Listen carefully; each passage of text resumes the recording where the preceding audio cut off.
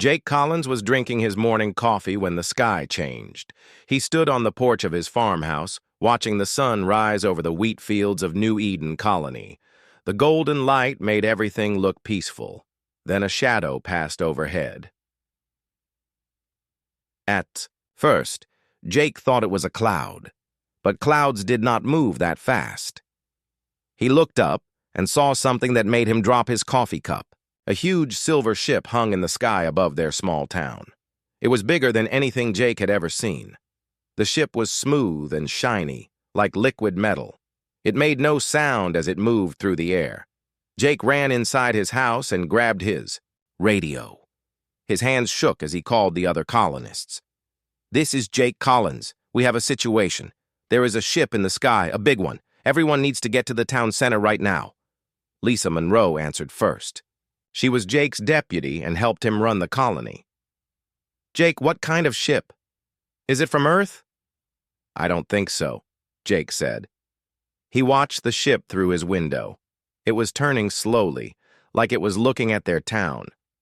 "This ship looks different. Really different." Within an hour, most of the colonists had gathered in the town square. There were only 300 people in New Eden. They had come here 5 years ago to start a new life.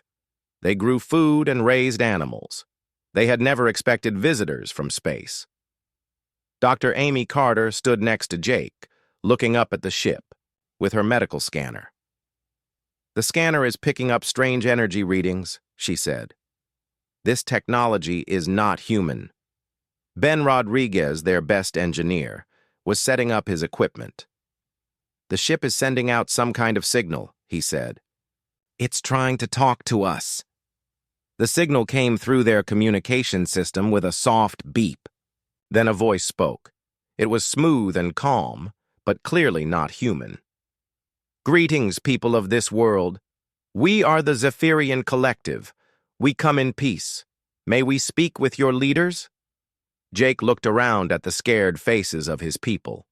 Children held on to their parents. The farmers and workers all looked at him.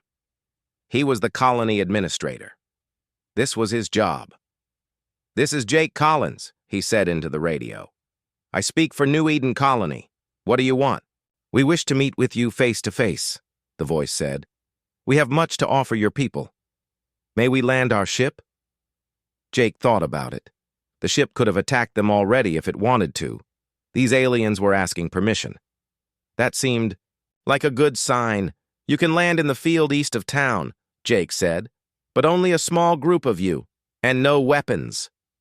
"We understand. Thank you for your trust." 2 hours later, a smaller ship came down from the big one. It landed gently in the wheat field without damaging the crops. The ship's door opened with a soft hiss. 3 figures walked out. They looked almost human, but taller and thinner. Their skin was pale blue, and their eyes were large and silver. They wore simple white robes. The one in front raised her hand in what looked like a greeting. "I am Cathara," she said as she approached the group of colonists. Her voice was the same one they had heard on the radio. "I am an ambassador of the Zephyrian Collective. These are my assistants, Veltar and Nixon." Jake stepped forward. His heart was beating fast, but he tried to look calm. "Welcome to New Eden. I'm Jake Collins." Cathara smiled. It looked strange on her alien face, but it seemed real. "Thank you, Jake Collins. We have traveled far to meet your people. We have heard interesting things about humans." "What kind of things?" Lisa asked. She stood close to Jake, ready to help if needed. "That you are creative and brave," Cathara said. "That you work hard and care for each other. These are good qualities. The collective values such traits." Dr. Carter spoke up. "What is this collective you mentioned?" "It is a group of peaceful worlds that work together," Cathara explained. "We share knowledge and technology. We help each other grow and learn. We protect each other from harm." The aliens seemed friendly enough. They answered questions politely. They showed interest in the colony's farms and buildings. When young Tommy Burke asked if they had children on their world, Cathara's eyes seemed to light up. "Yes, we do," she said. They would find human children very interesting. You are all so curious and energetic." Tommy's sister, Kate, giggled. "Do your kids go to school like us?" "In a way," Cathara said. "They learn about the galaxy and all the wonderful species in it." Jake felt some of his worry fade away. These aliens seemed genuinely nice. They were not threatening anyone. They just wanted to talk. "Why did you come here?" he asked. "We are explorers," Cathara said. "We look for new friends in the galaxy. When we detected your colony, we hoped we could meet you. Perhaps we could help each other." "Help how?" Ben asked. Veltar stepped forward. He was carrying a small device. "We have technology that could improve your lives, better power sources, advanced medical tools, farming equipment that could grow more food." Dr. Carter looked very interested. "Medical tools?" "Devices that could heal injuries quickly," Nixon said. "Scanners that could detect illness before you feel sick. We would be happy to share this knowledge." Jake looked around at his people. They all seemed excited by what they were hearing. New Eden was a hard place to live. They struggled with their old equipment. People sometimes got sick or hurt, and Dr. Carter could only do so much with what she had. "What would you want in return?" Jake asked. "Friendship," Cathara said simply. "A place for our people to visit and learn. Perhaps some of your food to try. We are very curious about human culture." It sounded too good to be true. But the aliens seemed sincere. They had not made any threats or demands. They were just asking to be friends. "We would need time to think about this," Jake said. "Of course," Cathara said. "We will return to our ship and wait. Take all the time you need. We are patient people." As the aliens walked back to their ship, Jake felt hopeful for the first time in months. Maybe this was the beginning of something wonderful for New Eden. Maybe they had just made the most important friends in human history. He had no idea how wrong he was. 3 days had passed since the Zephyrians arrived. Jake Collins could hardly believe how much had changed. The aliens had kept their word about helping the colony. Every morning, they came to town with new tools and ideas. Ben Rodriguez was the happiest Jake had ever seen him. The engineer was working with Veltar to fix the colony's old power generator. The machine had been failing for months. Now it was running better than ever. "Look at this," Ben said, showing Jake a small Zephyrian device. "It makes the generator 50% more efficient, and it's so simple. I don't know why we never thought of this." Veltar smiled at Ben's excitement. "Sometimes a fresh view helps solve old problems. Your generator design is actually very clever. We just made small improvements." Dr. Amy Carter was equally amazed by what the Zephyrians had taught her. Nixon had shown her medical scanners that could find problems inside the human body without surgery. They had also given her medicine that could heal broken bones in days instead of weeks. "This is incredible," Amy told Jake. "Mrs. Peterson's arthritis is completely gone. Little Sarah's broken arm healed perfectly. These aliens could change medicine forever." The Zephyrians seemed to love spending time with the colonists. They joined families for dinner. They helped farmers in the fields. They played games with the children. Tommy Burke and his sister Kate had become especially close to Cathara. "She tells the best stories," Kate told her mother, "about flying, cities and crystal forests and creatures made of light." Cathara did seem to have endless stories about the galaxy. She spoke of peaceful worlds where different species lived together in harmony. She described amazing technologies that could terraform dead planets and create food from thin air. "The collective has over 200 member worlds," she told a group of fascinated colonists. "Each one brings something special to our community. Humans would fit in perfectly." Lisa Monroe was taking notes during one of these conversations. As Jake's deputy, she wanted to remember everything the aliens told them. The more she learned about the collective, the more appealing it sounded. "What would joining the collective mean for us?" she asked. "Protection," Cathara said. "There are dangerous forces in the galaxy, pirates, hostile empires, creatures that destroy worlds. Collective members look out for each other. What kind of protection? Jake asked. Military fleets, Veltar explained. Defense stations around important worlds.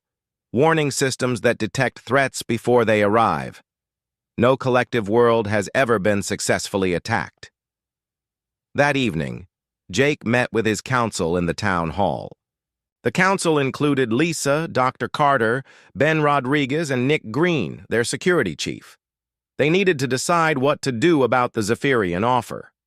The benefits are obvious, Dr. Carter said. Their medical technology alone could save hundreds of lives on Earth. Think about what this could mean for humanity. Ben nodded eagerly. And their engineering knowledge is amazing. They've solved problems we've been working on for decades. Nick Green was the only one who looked worried. He was a former soldier who had come to New Eden for a quiet life. But old habits made him suspicious of anything that seemed too good to be true. Something bothers me about all this, he said. What do you mean? Lisa asked. They ask a lot of questions, Nick said. About our population, our technology, our defenses. Why do they need to know how many weapons we have? Jake had noticed this too. The Zephyrians were very curious about the colony's security systems. They had asked about communication networks and supply lines, but their questions seemed natural for potential allies. They probably want to know how to protect us, Jake said. If we join their collective, they need to understand our capabilities. Maybe, Nick said, but he still looked uncomfortable. The next morning brought another surprise. Cathara arrived with a small group of Zephyrian workers. They carried strange tools and materials. We would like to upgrade your communication array, she told Jake. The current system is limited. With our improvements, you could speak to any collective world instantly. Jake was excited by the idea. New Eden's communication with Earth was slow and expensive. They could only send messages once a week. Better communication would be wonderful. That's very generous, he said. It is our gift to new friends, Cathara said. The Zephyrian workers began installing their equipment that same day. They worked quickly and efficiently. By evening, they had completely replaced the colony's old communication system. Try it, Veltar suggested. Jake activated the new system. The display screen lit up with clear, colorful images. The controls were smooth and responsive. It was beautiful technology. This is amazing, he said. Now you can contact any collective world, Cathara said, and they can contact you. You are no longer alone in the galaxy. That night, Jake called another council meeting. The Zephyrians had done everything they promised. They had helped the colony in every way they could. It seemed foolish not to accept their offer of membership in the collective. I think we should do it, Lisa said. We have nothing to lose and everything to gain, Dr. Carter agreed. The medical benefits alone make this worthwhile. Ben was practically bouncing in his chair. Think about what we could learn, what we could build. This is the chance of a lifetime. Nick was still hesitant. What about Earth? What about the other human colonies? Shouldn't we talk to them first? The Zephyrians said they could help us contact other human worlds, Jake said. Once we joined the collective, we could bring this offer to all of humanity. Nick did not look convinced, but he did not argue further. The next morning, Jake told Cathara that New Eden wanted to join the collective. The alien ambassador seemed genuinely pleased. You have made a wise choice, she said. The collective will welcome humanity with open arms. What happens next? Jake asked. We will send word to the Council of Worlds, Cathara said. They will want to meet with representatives from Earth. In the meantime, we will begin preparing New Eden for full membership. What kind of preparation? Small things, Cathara said with a smile. Updating your technology, establishing proper communication protocols, learning collective procedures. It will take a few weeks. Jake felt a warm glow of satisfaction. He had made the right choice for his people. The Zephyrians had proven themselves to be true friends. New Eden was about to become part of something much bigger and better. He had no idea that Cathara was already sending encrypted messages to her superiors, messages that had nothing to do with friendship or peaceful cooperation, messages that would change everything. Late at night, when the colonists were sleeping, Cathara stood in her private quarters aboard the Zephyrian ship. A holographic display flickered to life in front of her. The image showed another Zephyrian, this one wearing military armor instead of diplomatic robes. "Commander Zephuk," Cathara said, bowing her head slightly. "Ambassador," the commander replied. His voice was cold and sharp. "Report on the human assessment." Cathara touched a control panel. Data streams flowed across the display. "The colony has minimal defenses, 300 individuals, no military presence. Their weapons are basic projectile firearms, suitable only for hunting animals." "What about their technology level?" "Primitive, but functional. They have basic nuclear power, simple computers, and chemical rockets. Nothing that poses a threat to our forces." Commander Zephuk studied the data. "And their military capabilities?" "Essentially none," Cathara said. "They have one security officer, a former soldier. The rest are farmers and technicians. They could not resist even a small occupation force." "Excellent. The council will be pleased. How long until the colony is ready for harvest?" Cathara paused at the word harvest. She had grown somewhat fond of the humans during her time among them. They were simple but kind people. Still, orders were orders. 2 weeks, she said.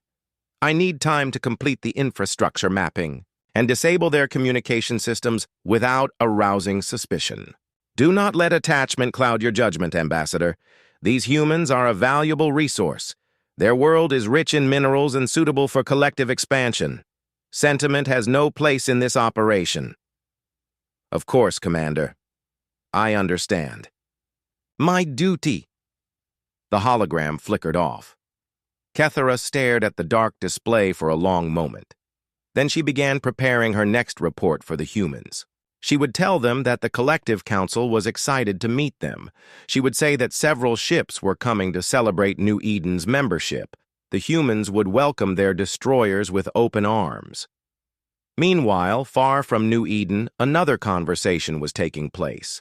Admiral Susan Clark sat in her office at Terran Defense Headquarters on Earth. She was reading reports from the frontier colonies, and one caught her attention. "Communication blackout from New Eden?" she asked her aide, Lieutenant Tim Walsh. "Yes, Admiral. They missed their scheduled check-in 3 days ago. We've tried to contact them, but there's no response." Admiral Clark frowned. New Eden was a small colony, but they were usually reliable about communication. Colony Administrator Jake. "Collins sent reports every week without fail. What about the other colonies in that sector?" "All normal, Admiral. New Eden is the only one we can't reach." Admiral Clark stood up and walked to her window. She could see the orbital defense stations hanging in space above Earth. The Terran Defense Force had grown strong over the past decade. They had learned hard lessons from pirate attacks and hostile encounters in deep space. "I don't like it," she said. "Send Captain Hughes to investigate." "The Valiant is currently on patrol near the Centauri system," Lieutenant Walsh said. "It would take them 2 days to reach New Eden. Tell them to use the stealth drive. I want them there quietly. If something is wrong, I don't want to announce our arrival." Captain Ryan Hughes received his orders while the TDS Valiant was drifting between stars. The ship was one of the newest in the fleet, equipped with advanced stealth technology and powerful weapons. Hughes had been hoping for an easy patrol mission. Instead, he was heading into unknown danger. "Lieutenant Chris Moore," he called to, his sensor officer. "What do you know about New Eden?" "Small agricultural colony, sir. Population around 300. They export grain and meat to other frontier worlds. No military presence. Any reason they might go silent?" "Equipment failure, maybe. Or severe weather. The planet has some pretty bad storms during certain seasons." Captain Hughes was not convinced. Equipment could fail, but Jake Collins would have found a way to get word out. The man was too responsible to just disappear. Take us to yellow alert, Hughes ordered. I want all stealth systems active. If there's trouble at New Eden, I want to see it before it sees us. Back on New Eden, Nick Green was having trouble sleeping. Something was bothering him, but he could not figure out what. He got up from his bed and walked to the window. The Zephyrian ship hung in the sky like a silver moon. Over the past week, the aliens had become more involved in colony operations. They had access to the power grid, the communication system, and most of the colony's computer networks. They said it was necessary for the integration process. But Nick had noticed some strange things. The aliens asked detailed questions about Earth's military. They wanted to know about fleet positions, weapon capabilities, and defense strategies. When Nick asked why they needed this information, Cathara said it was for protection planning, but her explanation felt rehearsed. Nick also noticed that the new communication system never seemed to connect to Earth. The Zephyrians said there was interference from solar activity, but the interference always happened when colonists tried to contact the home world. Nick dressed quietly and slipped out of his house. He walked through the dark streets to the communication center. Maybe he could find out what was really happening. The building was supposed to be locked at night, but the door was open. Nick crept inside and saw Veltar working at the main console. The alien was speaking in his own language to someone on the screen. Nick hid behind the equipment rack and listened. He could not understand the words, but he recognized some of the images on the screen. Maps of the colony, population charts, weapons inventories. This was not a friendly conversation about integration. This looked like a military briefing. Nick backed toward the door, but his foot knocked over a tool. The sound echoed in the quiet room. Veltar spun around, his large eyes searching the shadows. "Is someone there?" the alien called in English. Nick held his breath and stayed perfectly still. After a moment, Veltar turned back to his work. Nick waited until the alien was distracted, then slipped back outside.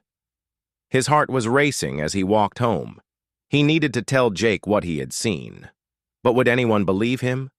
The Zephyrians had been so helpful and friendly. The colonists trusted them completely. Nick decided to investigate more before making accusations. He would watch the aliens carefully. He would document anything suspicious. If the Zephyrians were not what they seemed, he would find proof. The next morning, Dr. Amy Carter made a disturbing discovery. She was reviewing the medical scans the Zephyrians had performed on the colonists. The aliens had said they were checking for diseases that might affect the integration process. But Amy noticed something odd about the scan patterns. The scans were far more detailed than necessary for medical screening. They showed complete biological profiles, including genetic information and physical vulnerabilities. This was the kind of data needed to develop biological weapons, not to prevent disease. Amy sat in her clinic staring at the scan results. She thought about all the help the Zephyrians had given her. The medical equipment, the healing medicines, the knowledge they had shared. Had it all been a lie? She heard footsteps outside her clinic. Through the window, she saw Nixon approaching with a group of other Zephyrians. They were carrying equipment she had never seen before. "Dr. Carter," Nixon said as she entered, "we have brought additional medical scanning devices. We need to perform more detailed examinations of your people." "Why?" Amy asked, trying to keep her voice steady. "The integration process requires complete biological compatibility verification," Nixon said. "It is standard procedure for all new collective members." Amy looked at the new equipment.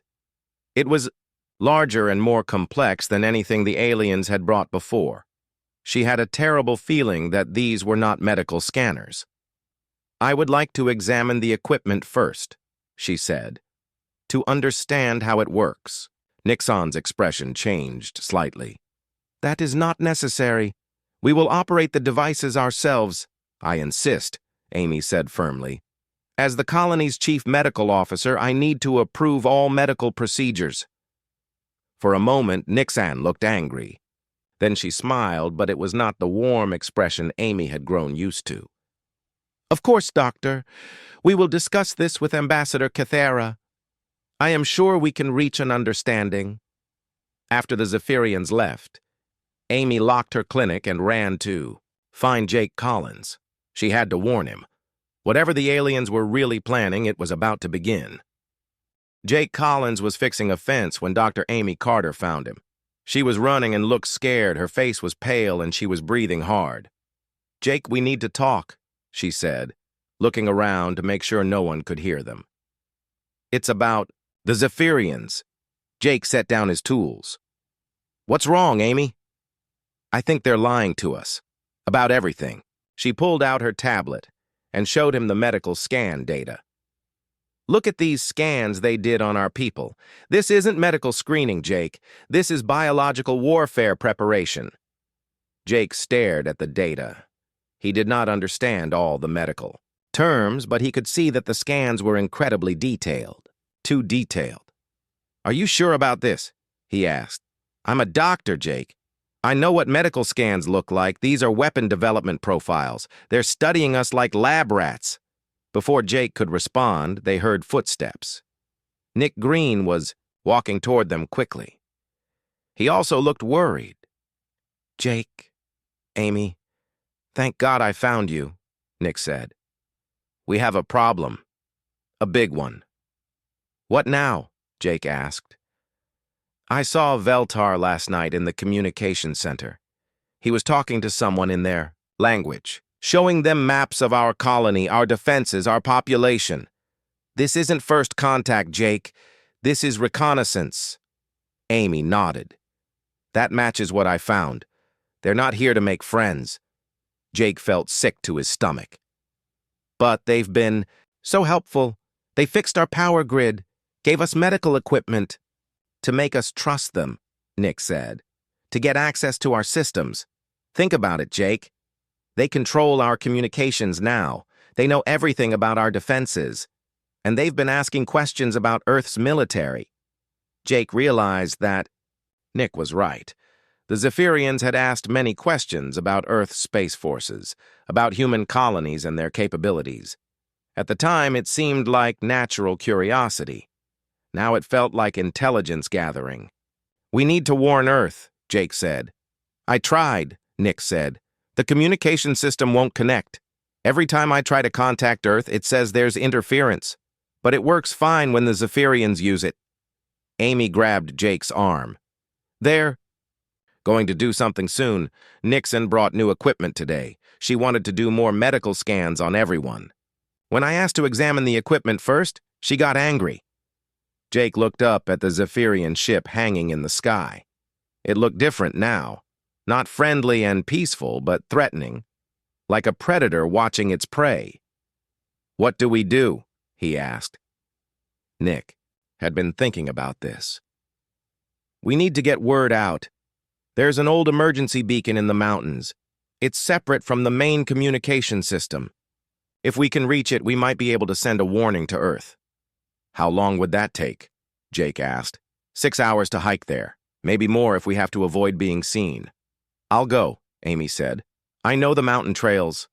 "It's too dangerous," Nick said. "I should go. I have military training." "We'll all go," Jake decided. "But we need to be careful. If the Zephyrians realize we know the truth..." They did not finish the sentence. They all understood what would happen. The three of them split up to avoid suspicion.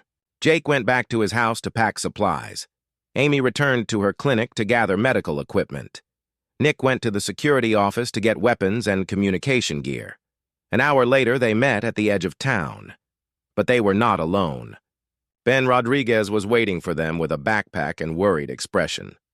"Where are you going?" he asked. Jake did not want to involve Ben, but the engineer looked determined. "What do you mean?" "I saw you all packing emergency supplies," Ben said. "And I noticed some things about the Zephyrian technology. Things that don't make sense." "Like what?" Amy asked.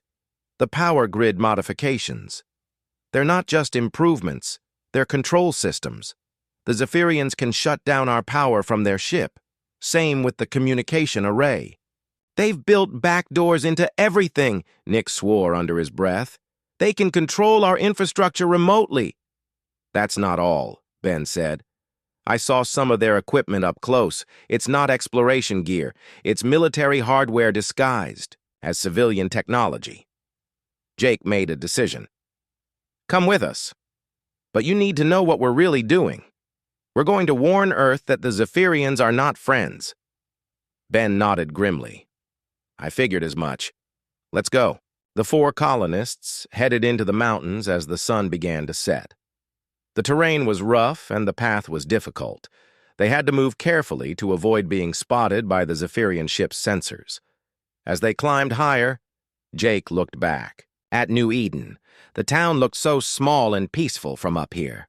The Zephyrian ship hung above it like a dark cloud. He thought about the 300 people down there, families with children, farmers who just wanted to grow food and live quiet lives. What would happen to them when the Zephyrians dropped? Their disguise? Meanwhile, back in the colony, Cathara was receiving another message from Commander Zephuk. This time, the military leader looked angry. Ambassador, our sensors detected 4 humans leaving the colony on foot. They are heading toward the mountains. This is suspicious behavior. Cathara felt a chill. Perhaps they are hunting or exploring. At night? With emergency equipment? I think they know something. The operation may be compromised. Cathara thought about her interactions with the colonists over the past few days. Dr. Carter had been asking more questions about the medical equipment. The security officer, Nick Green, had been watching the Zephyrians more carefully. And Jake Collins had seemed less enthusiastic about integration. What are your orders? She asked. Accelerate the timeline. Begin containment procedures immediately. We cannot allow them to contact their homeworld, but the main battle fleet is still 2 days away. Our ship can handle 300 farmers. Secure the colony now. If any humans escaped, find them and eliminate them. Cathara nodded reluctantly. Understood, Commander. She turned off the communication device and looked out at the peaceful colony below. The humans had been kind to her. They had welcomed her people with open arms. She almost felt sorry for what was about to happen. Almost. Cathara activated her ship's announcement system. Her voice echoed across New Eden, waking the sleeping colonists. Attention, residents of New Eden. This is Ambassador Cathara. Please, gather in the town square immediately. We have important news about your membership in the collective. All across the colony, people stumbled out of their beds. They dressed quickly and walked toward the town center. They were excited to hear what the Zephyrians had to tell them. They thought it was good news. Lisa Monroe was one of the first to arrive in the square. She looked around for Jake, but could not find him anywhere. That was strange. Jake never missed important meetings. As more people gathered, Lisa noticed that the Zephyrians looked different. They were not wearing their usual friendly expressions. They looked cold and serious. Some of them were carrying devices that looked like weapons. Where is Administrator Collins? Cathara asked when the crowd had assembled. I don't know, Lisa said. He's probably on his way. Cathara spoke into a small device. A moment later, searchlights blazed from the Zephyrian ship. The bright beams swept across the colony, looking for something. I'm afraid Administrator Collins and several others have left the colony without permission, Cathara announced. This is unacceptable behavior for new collective members. The colonists looked confused. Why was Cathara angry about people leaving town? And why did it sound like she was threatening them? Until the missing person's return, Cathara continued, all colonists will remain in the town square under collective protection. Lisa finally understood. The friendly aliens were not friends at all. They were captors. And Jake, Amy, Nick, and Ben were the only ones who had escaped the trap. She just hoped they could reach help in time. The emergency beacon was hidden in a cave halfway up Mount Davidson. Jake Collins and his 3 companions had been climbing for 4 hours through the dark. Their legs hurt and they were tired, but they could not stop. Behind them, searchlights, from the Zephyrian ship swept across the mountainside. "They're looking for us," Nick Green whispered as they hid behind some rocks. "How much further?" Dr. Amy Carter asked. She was breathing hard from the climb. Ben Rodriguez checked his map with a small flashlight. 2 more miles. The beacon is in the old mining caves." The searchlights moved past their hiding spot. Jake waited until the beams were far away before moving again. "Come on, we need to keep going." They climbed higher into the mountains. The air was thin and cold. Every step was harder than the last. But they had to reach the beacon. The lives of everyone in New Eden depended on it. Down in the colony, the situation was getting worse. The Zephyrians had forced all the colonists into the town square. Armed aliens stood guard around the crowd. The friendly masks were gone. Now the colonists could see what the Zephyrians really were. "Please remain calm," Kethara announced to the frightened people. "You are now under collective protection. For your safety, no one may leave this area." Lisa Monroe stood near the front of the crowd. She was Jake's deputy, so the colonists looked to her for leadership. But what could she do against aliens with advanced weapons? "What happened to our friends?" she called out. "What did you do to Jake Collins?" Kethara's eyes focused on Lisa. "Administrator Collins violated collective protocols by leaving without permission. When he returns, he will be processed according to our laws." Processed? Lisa did not like the sound of that word. Young Tommy Burke started crying. His sister Kate held him tight. Around them, other families huddled together in fear. These people had welcomed the aliens into their homes. They had shared meals and stories. Now they were prisoners. Dr. Smith, the colony's veterinarian, spoke up. "You said you came in peace. You said you wanted to be friends." Veltar laughed. It was not a pleasant sound. "Peace is for equals. Friendship is for peers. You are neither." "Then what are we?" Lisa asked. "Resources," Kethara said simply. "Your world has valuable minerals. Your people can provide labor. Your location is strategically useful. The collective will put all of these assets to good use." The colonists finally understood. They had not been invited to join a peaceful federation. They had been marked for conquest. Meanwhile, the TDS Valiant was approaching New Eden's solar system. Captain Ryan Hughes sat in his command chair, watching the sensor displays. The ship was running silent with all stealth systems active. "Anything on sensors?" he asked. Lieutenant Chris Moore studied his instruments. "One large vessel in orbit around New Eden. Unknown configuration. Definitely not human technology." "What about communication from the colony?" "Nothing, sir. Complete radio silence." "Captain," Hughes frowned. That was not normal. Even if the colony had equipment problems, they would send some kind of signal. "Take us closer, but keep us hidden. I want to see what's happening down there." The Valiant crept through space like a hunting shark. Its stealth technology made it nearly invisible to most sensors. As they got closer to New Eden, the alien ship became clearer on their screens. "That's a warship," Lieutenant Pete Johnson said from the weapons station. "Look at those weapon ports and those sensor arrays. This isn't an exploration vessel." Captain Hughes studied the alien ship. It was sleek and dangerous looking. Whatever these aliens wanted, it was not friendly contact. "Maria, scan the planet surface," he ordered his tactical analyst, Maria Santos. Maria's fingers flew over her controls. "Sir, I'm reading a large concentration of people in the colony's main town. They appear to be gathered in the central square, but there's no movement, no normal activity patterns." "Like they're being held there?" "That's what it looks like, sir, Captain." Hughes made his decision. "Send a message to Admiral Clark. Tell her we have a hostile alien force occupying New Eden. Request immediate backup." "Sir, that message will take hours to reach Earth," Lieutenant Moore said. "Then we better hope those colonists can hold out until help arrives." Back on the mountain, Jake and his team finally reached the emergency beacon. The cave was dark and cold. Ancient mining equipment lay scattered around. But in the back corner, Ben found what they were looking for. "Here it is," he said, uncovering. "A military communication device. Emergency beacon Mark 7. This should be able to reach Earth directly." Amy checked her watch. "We've been gone 6 hours. They probably know we're missing by now." Nick was setting up the beacon's antenna.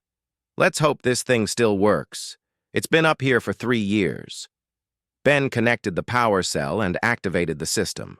Green lights flickered on. The device hummed to life. "We're online," he said.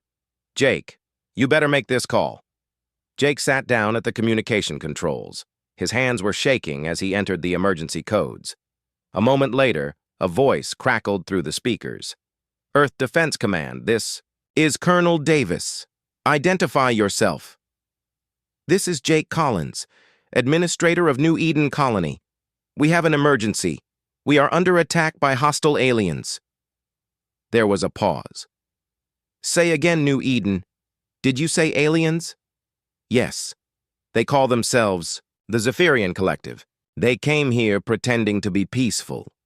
But they're taking over our colony. They're holding our people prisoner." "How many hostiles?" Jake thought about it. "At least 50 on the ground. Maybe more on their ship. We copy, New Eden. Maintain. This channel if possible. Help is on the way." Jake felt a wave of relief. Earth knew what was happening. Help was coming. But then Amy grabbed his arm. "Listen," she whispered. In the distance, they could hear vehicles approaching. Alien vehicles with a distinctive whining sound. The Zephyrians had found them. "We have to go," Nick said. "Now!" Ben was frantically saving the beacon's data. "I'm downloading their sensor logs. If we can get this information to Earth, they'll know exactly what kind of ships the Zephyrians have." The vehicle sounds were getting closer. Through the cave entrance, they could see lights moving up the mountain path. "How long?" Jake asked. 30 more seconds, Ben said. The lights were almost to the cave. Nick drew his pistol and moved to the entrance. It would not do much against alien weapons, but it was all they had. "Done," Ben said, grabbing the data device. The 4 humans ran out the back of the cave just as the Zephyrians reached the front. Behind them, they heard alien voices and the sound of equipment being moved. The aliens had found the beacon. "Did they get a full message out?" Amy asked as they stumbled through the darkness. "I don't know," Jake said. "But at least Earth knows. We're here, and they know the aliens are hostile." They ran through the forest, trying to put distance between themselves and their pursuers. Behind them, more lights appeared. The Zephyrians were organizing a full search. "Where can we go?" Ben asked. "They'll find us eventually." Nick pointed toward a distant ridge. "There's an old survey station up there. It's been abandoned for years, but it might have supplies." "How far?" Jake asked. 5 miles, through rough terrain. It was their only option. The 4 colonists started climbing again, racing against time and alien hunters. They had gotten their message to Earth, but they still had to stay alive long, enough for help to arrive. Down in the colony, Kethara received word that the beacon had been activated. Her expression grew dark. "They contacted their homeworld," Veltar reported. "How much did they transmit?" "Unknown, but we must assume Earth now knows of our presence." Kethara made a quick decision. "Contact Commander Zephuk. Tell him to accelerate the fleet's arrival. We may have lost the element of surprise." She looked at the crowd of frightened colonists. If Earth was sending ships, these humans would become even more valuable as hostages. "Attention, colonists," she announced. "Your government has been notified of your new status.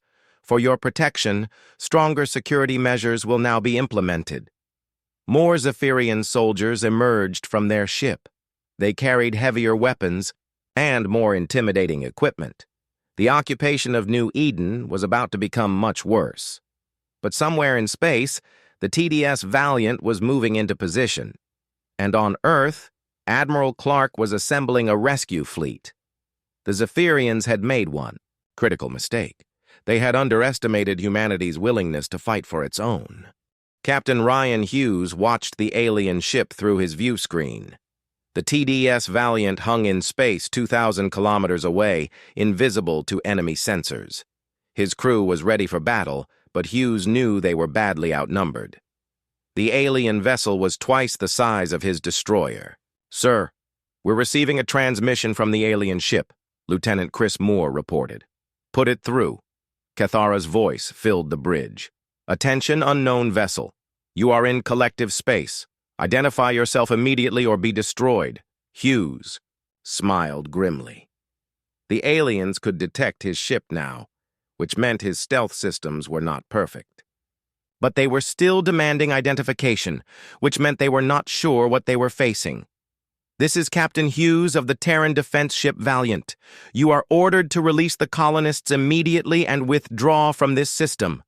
There was a pause. Then Cathara spoke again, and her tone was different. "Surprised. Human warship? That is impossible. Our intelligence indicates that your species has no significant military presence in this sector." "Your intelligence is wrong," Hughes replied. "You have exactly 1 minute to begin releasing the hostages." On the alien ship's bridge, Cathara was frantically checking her sensors. The human vessel had appeared from nowhere. How had it gotten so close without being detected? "What are its weapons capabilities?" she asked Veltar. "Unknown. Our sensors cannot penetrate their hull shielding. But the ship is small. It cannot pose a serious threat." Cathara was not so sure. If the humans had stealth technology, what other surprises might they have? "Charge weapons," she ordered. "Target the human ship." On the Valiant's bridge, alarms began sounding. "They're locking weapons on us," Lieutenant Pete Johnson reported from the weapons station. "Time's up," Hughes said calmly. "Open fire." The Valiant's main guns erupted in brilliant flashes. Kinetic rounds accelerated to incredible speeds, slammed into the alien ship's shields. The enemy vessel shook under the impact. "Direct hits," Johnson reported. "Their shields are down 30%. Fear. Alien ship returned fire. Energy beams lanced through space toward the Valiant, but Hughes had been expecting this. "Evasive maneuvers," he ordered. The Valiant twisted away from the enemy fire like a dancer. Its smaller size and advanced engines gave it an advantage in maneuverability. The alien beams missed by hundreds of meters. "Their weapons are powerful but slow," Maria Santos observed from her tactical station. "They're designed for fighting larger, less mobile targets." "Then let's give them a proper fight," Hughes said. "Johnson, target their weapon systems. Let's even the odds." Down on New Eden, the colonists could see the battle in the sky. Flashes of light marked weapon strikes. The Zephyrian ship shuddered as human weapons found their mark. "Is that one of our ships?" Lisa Monroe asked, hope creeping into her voice. Cathara was too busy to answer. She was coordinating with her bridge crew as their ship took damage. The human vessel was much more dangerous than expected. "How is one small ship causing so much damage?" she demanded. "Their weapons are incredibly accurate," Veltar reported. "And their ship is faster than anything in our database." Another barrage from the Valiant struck home. This time, one of the alien ship's main weapons went dark.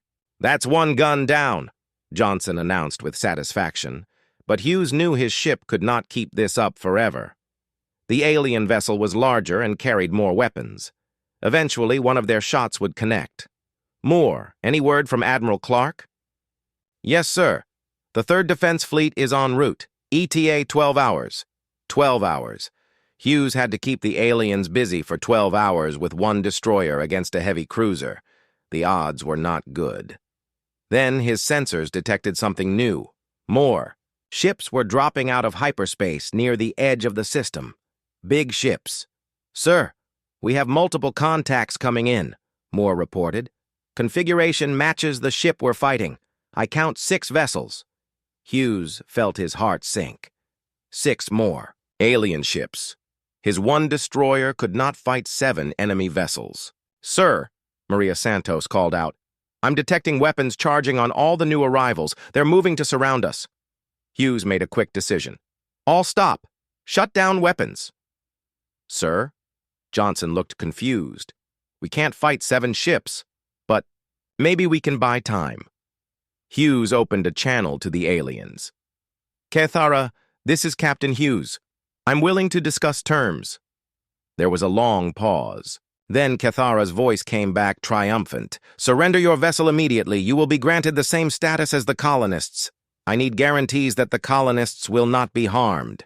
You are in no position to make demands, Captain. Surrender now, or be destroyed. Hughes looked around at his crew. They were ready to fight to the end. But that would not save the colonists, and it would not warn Earth about the size of the alien threat. Stand down weapons, he ordered quietly. Meanwhile, in the mountains above New Eden, Jake Collins and his companions had found the old survey station. It was a small building carved into the rock face, nearly invisible from the air. They had been hiding there for hours while Zephyrian search teams combed the forest below. How long before Earth sends help? Amy Carter asked. Could be days, Nick Green said grimly. Even if they send ships immediately, it takes time to get here. Ben Rodriguez was working on a small communication device he had brought from the beacon. I'm trying to contact that human ship we saw fighting. Maybe we can coordinate with them. Any luck? Jake asked. Nothing yet. But I did intercept some alien transmissions. It sounds like more of their ships have arrived. Through the station's small window, they could see the lights of battle in the sky, but the fighting seemed to have stopped. That's not good, Nick said. Either our ship won or the aliens did. And with those odds, they all understood. The human ship had probably been destroyed or captured, which meant New Eden was completely under alien control. We need to do something, Amy said. We can't just hide here while our people suffer. Like what? Ben asked. 4 people against an alien army? Nick was checking his weapons. We might not be able to free everyone, but we could cause some damage. Make them pay for what they've done. Jake thought about the colonists trapped in the town square, families with children, elderly people who had come to New Eden for a peaceful retirement. They were counting on him to help them. Nick's right, he said. We have to try something. The aliens' main weakness is overconfidence, Nick said. They think they've won. They think we're just farmers with no fight in us. We are farmers, Ben pointed out. Maybe, but we're also humans, and humans don't give up. Amy smiled for the first time in hours. What do you have in mind? Nick spread out a map of the colony. The aliens have all our people in the town square, but they're also using our power grid and communication systems. If we could disrupt those, create confusion, Jake said, understanding. Give our people a chance to scatter. Exactly. Ben, you know our systems better than anyone. Could you cause some kind of overload? Ben studied the map. The main power junction is outside town. If I could get to it, I might be able to cause a feedback surge, knock out power to half the colony. That would shut down their equipment too, Amy realized. For a while, Ben agreed. Maybe long enough for people to escape into the forest. It was not much of a plan, but it was better than doing nothing. When do we go? Jake asked. Nick checked his watch. Just before dawn. The aliens will be tired from searching all night, and the darkness will help us move unseen. They spent the rest of the night preparing. Ben worked on his sabotage equipment. Nick cleaned his weapons. Amy prepared medical supplies for when they rescued wounded colonists. Jake tried to contact Earth again, hoping to get word about rescue ships. As the sky began to lighten in the east, the 4 humans left their hiding place. They were going back to face an alien army with nothing but courage and determination. They had no idea that help was already on the way. In space, Admiral Susan Clark's task force was racing toward New Eden at maximum speed. The Admiral had received Jake's message and Captain Hughes's situation report. She knew exactly what kind of enemy they were facing, and she was bringing enough firepower to make the aliens regret ever hearing the word human. The space around New Eden suddenly erupted in fire and thunder. 7 massive human warships dropped out of hyperspace in perfect formation. The TDS Liberty led the fleet, its weapons already charging as Admiral Susan Clark's voice echoed across all frequencies. "This is Admiral Clark of the Terran Defense Force. All alien vessels will stand down immediately and release the human prisoners." On the bridge of the lead Zephyrian ship, Keth Ara stared at the tactical display in shock. The human fleet had appeared without warning, and each ship was larger than anything in the collective database. "How many ships?" she asked Veltar. 7. "Heavy cruisers and 3 destroyers," he replied, his voice shaking. "Admiral, their combined firepower exceeds our entire force by a factor of 3. "That's impossible. Human military capability is primitive." "Apparently not," Veltar said as he watched the human ships spread into attack formation. Commander Zephuk's voice crackled over the communication system from his flagship. "All ships, prepare for battle. We cannot allow these humans to interfere with the harvest." Admiral Clark heard the alien transmission, and her expression hardened. "Harvest?" she said to her bridge crew. "They call our people a harvest?" Captain Dan Foster, her tactical officer, was already analyzing the enemy formation. 7 Zephyrian ships, Admiral. Heavy cruiser class. They've got the captured TDS Valiant in the center of their formation." "Are there survivors aboard the Valiant?" "Unknown, ma'am. But Captain Hughes wouldn't surrender his ship unless he had no choice." Admiral Clark nodded. Hughes was a good officer. If he had surrendered, it was to protect the colonists, not from cowardice. "Signal the fleet," she ordered. "Target the alien ships, but avoid hitting the Valiant. And somebody get me a communication channel to those bastards." Down on New Eden, Jake Collins and his team had reached the power junction when the sky lit up with weapon fire. Hundreds of energy beams and kinetic rounds flashed between the two fleets like deadly fireworks. "My God," Amy Carter whispered as she watched the battle. "Look at the size of those ships." "Those are ours," Nick Green said with satisfaction. "Earth didn't send a rescue mission. They sent a war fleet." Ben Rodriguez was already working on the power junction controls. "If I'm going to do this, now would be a good time. The aliens are distracted." Jake nodded. "Do it." Ben connected his improvised device to the main power coupling. "This is going to cause a massive surge. Everything electronic in the colony will shut down for at least 10 minutes. "Will it hurt anyone?" Amy asked. "Just their equipment. But some of the medical devices in the clinic might be damaged." "Do it," Jake said firmly. Ben activated his device. A brilliant flash of light erupted from the power junction. Every light in New Eden went dark. In the town square, the alien guards' equipment suddenly stopped working. Their weapons went dead. Their communication devices fell silent. The colonists realized what was happening immediately. Lisa Monroe shouted over the confused voices, "Everyone run! Head for the forest!" 300 people scattered in all directions. Families grabbed their children and ran toward the tree line. The Zephyrian guards tried to stop them, but without their advanced weapons, they were no match for desperate humans. Kethara watched from her ship as the humans escaped. She wanted to order an orbital bombardment to stop them, but her ship was taking heavy fire from the human fleet. "Admiral!" Veltar called out. "The Liberty is targeting our main weapons array."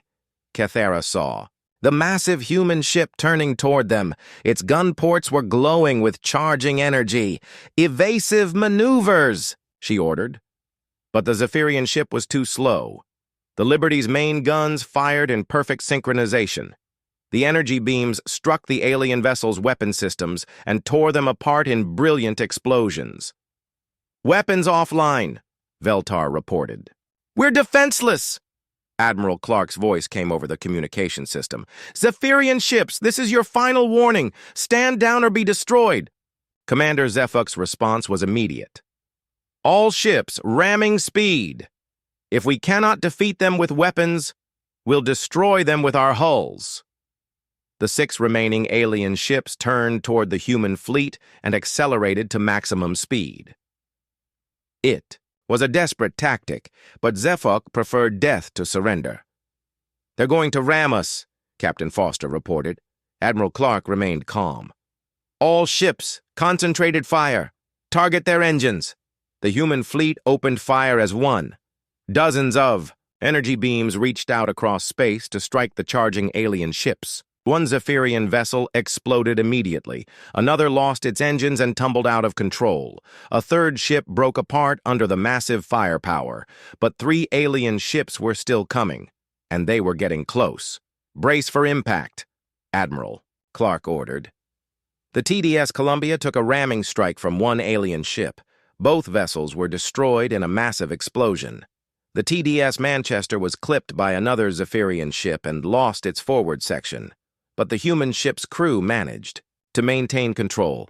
The last alien ship, Commander Zefuk's flagship, was heading straight for the Liberty. He's targeting the bridge, Captain Foster said. Admiral Clark stood up from her command chair. All hands, abandon the bridge. Transfer command to the secondary bridge. Admiral, there's not enough time, Foster protested. Go, Clark ordered. That's a direct order. Foster and the bridge crew ran for the emergency exits. Admiral Clark remained at her post, manually controlling the ship's weapons. If she was going to die, she would take the alien commander with her. The Liberty's guns fired one last time. The energy beams struck the alien ship just as it reached ramming distance. The Zephyrian vessel exploded in a brilliant flash, its debris scattering harmlessly against the Liberty's shields. Admiral Clark allowed herself a small smile. Then she realized she was still alive. The explosion had happened just far enough away to avoid damaging her ship. Admiral! Captain Foster's voice came over the intercom. Are you all right? I'm fine, she replied. Damage report. We lost. The Columbia. The Manchester is badly damaged but operational. All other ships report minimal damage. Clark looked at the tactical display. All 7 alien ships were destroyed or disabled. The battle was over. Signal the Valiant, she ordered.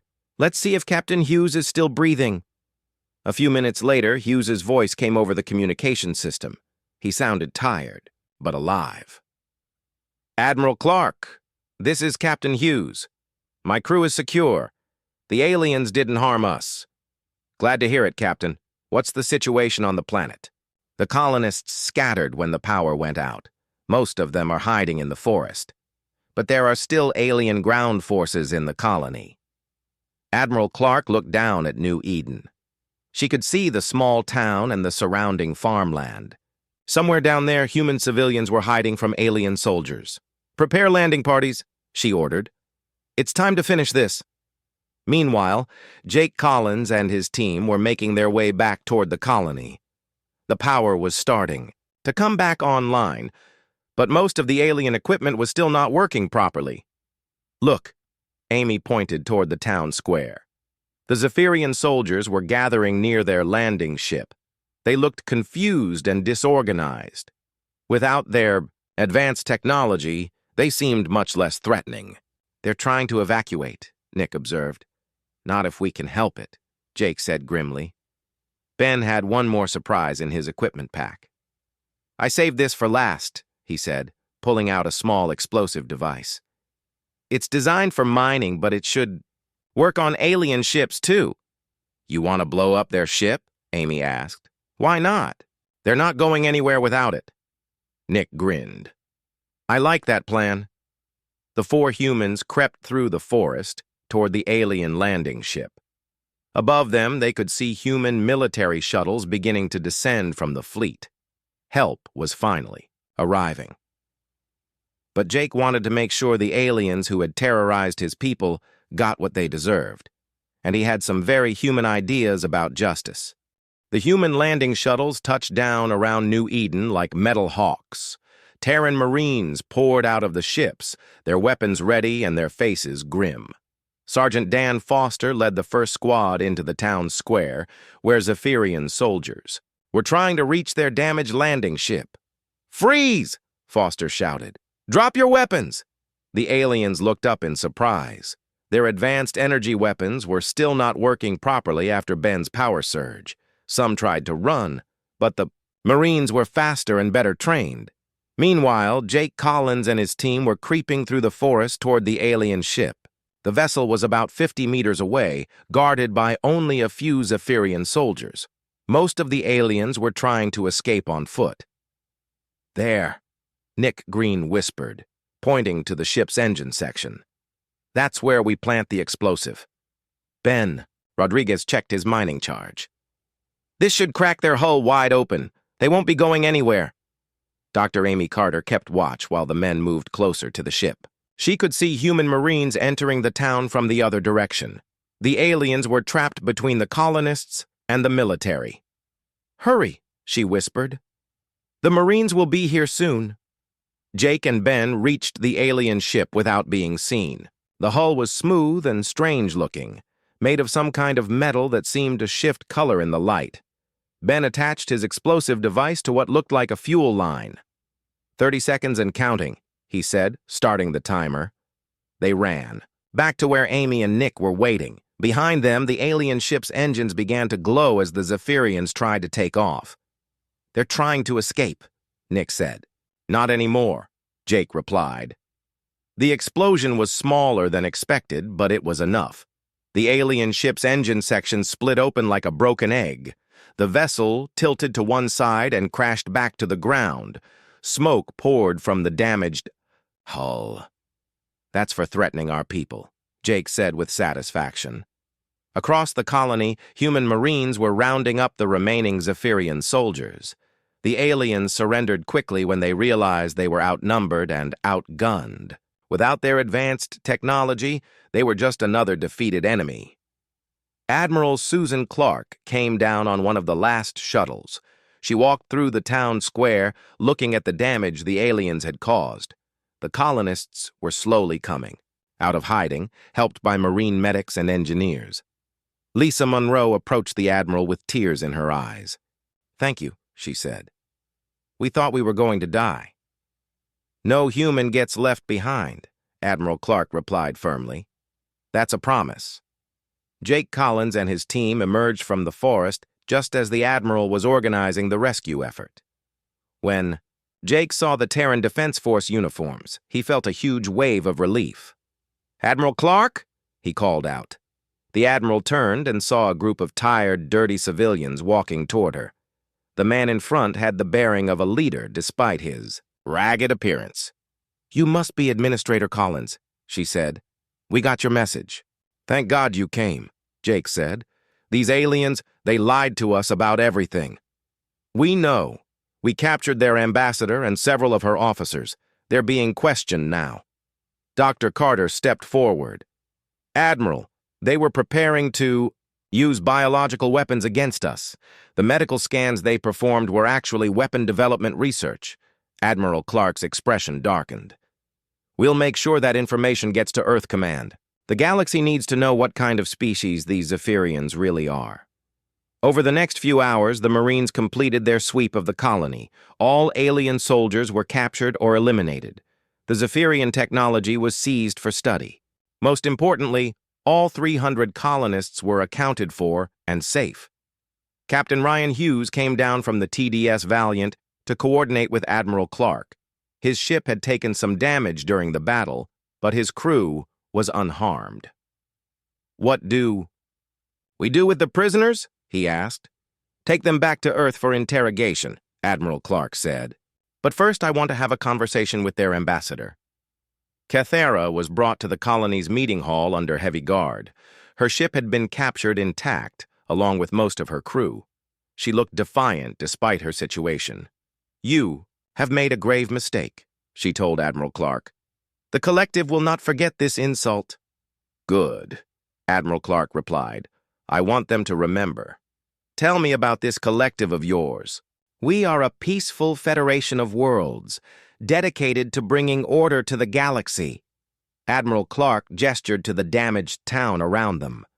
This is your idea of peace? Sometimes force is necessary to achieve greater good. Your people will be better off as part of the collective. Our people will decide that for themselves, Admiral Clark said firmly. And based on what I've seen here, I don't think many humans will be interested in your offer.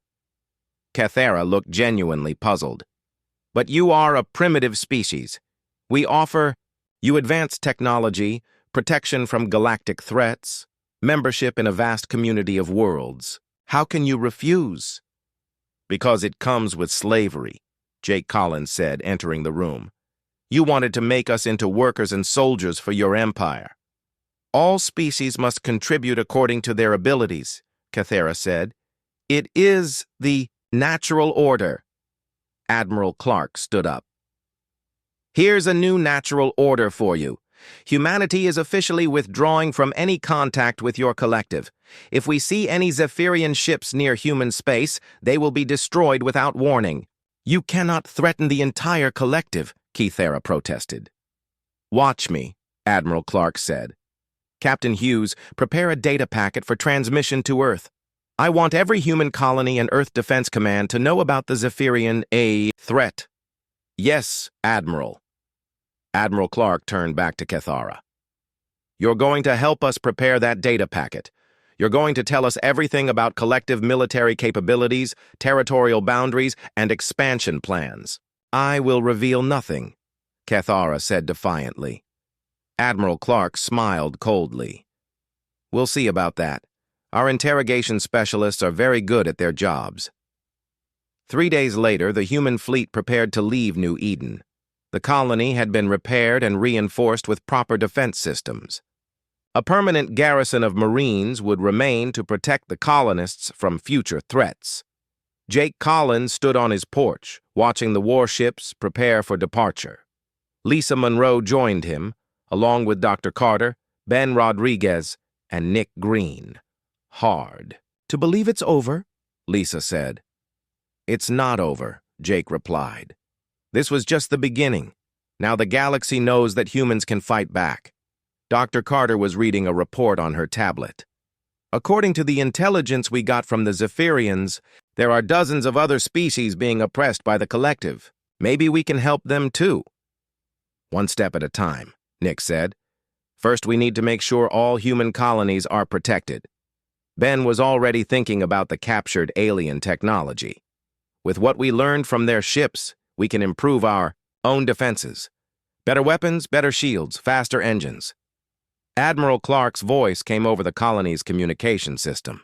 Attention, New Eden. This is Admiral Clark. You have shown the galaxy what it means to be human. You faced an overwhelming enemy with courage and determination. You never gave up even when the situation seemed hopeless. That spirit is what makes humanity special. She paused, then continued. The Zephyrian collective thought they were harvesting resources from a primitive world. Instead, they discovered that humans protect their own. They learned that we do not surrender to bullies, and they found out that threatening innocent people is a very good way to make humanity angry. The Admiral's voice grew stronger. Word of what happened here will spread throughout the galaxy. Other species will know that humans stand up to tyrants. Pirates and slavers will think twice before attacking our worlds, and empires like the Collective will learn to respect our borders. Jake looked up at the stars. Somewhere out there were other worlds, other people who needed help against the Collective. He thought about Tommy Burke and his sister Kate, who would grow up in a galaxy where humans were no longer seen as weak. What do you think happens next? Amy asked. We grow stronger, Jake said. We explore further. We make allies and protect the innocent. And if anyone tries to hurt our people again, he gestured toward the human warships hanging in orbit like guardian angels. They'll find out exactly what humans are capable of. The TDS Valiant was the last ship to leave New Eden's orbit. Captain Hughes took one final look at the colony below. The lights were on in every building. Families were safe in their homes. Children were playing in the streets again. Course plotted for Earth, Lieutenant Moore reported. "Take us home," Captain Hughes ordered. As the human fleet jumped to hyperspace, they left behind more than just a protected colony. They left a message that echoed across the galaxy. Humanity had taken its place among the stars, not as victims or conquerors, but as protectors of the innocent and guardians of freedom. The free. Zephyrian Collective would remember New Eden for a very long time. But so would every other species in the galaxy. They would remember the day a small human colony faced impossible odds and won. They would remember the day humanity said no to slavery and yes to freedom. And they would remember that threatening human children was a very good way to meet the Terran Defense Force.